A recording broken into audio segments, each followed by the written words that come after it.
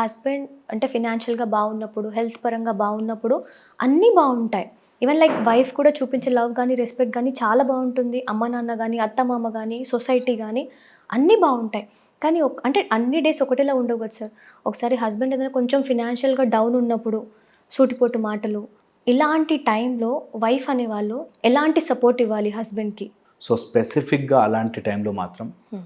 Utmost support ఇవ్వాలి. ఎంత కుదిరితే అంత సపోర్ట్ ఇవ్వాలి. ఓకే. సెకండ్, ఎందుకు అలా డిఫరెన్సియేషన్ వచ్చింది, అలా జాబ్ లాస్ కానీ, సడన్గా జాబ్కి వెళ్ళకపోవడం, డబ్బు సంపాదించకపోవడం, ఇంటి బాధ్యతలు తీసుకోకపోవడానికి గల కారణాలు కారణాలు. ఏమై ఉంటాయి అనేది యాజ్ ఎ వైఫ్ మాట్లాడగలగాలి. నేను ఒక చాలా ఇంట్రెస్టింగ్ విషయం చెప్తాను. When a wife is authoritative with love, అది beautiful relationship. Okay.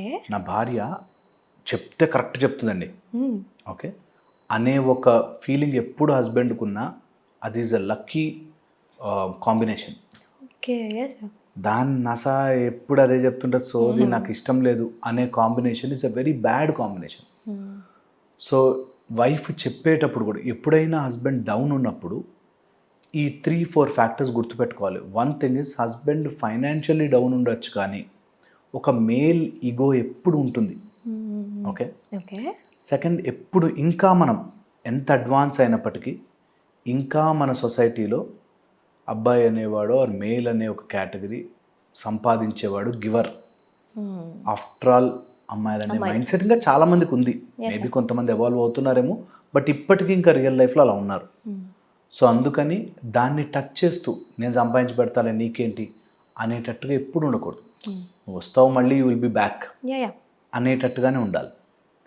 Third, the most important, ఎప్పుడైనా అట్లా డౌన్ ఉన్న టైంలో నువ్వు డౌన్ ఎందుకు అయ్యావు అనేది ఒక క్లాస్ పీకే విధానంగా చెప్పుకోకూడదు 10 సార్లు. ఓకే. ఓకే.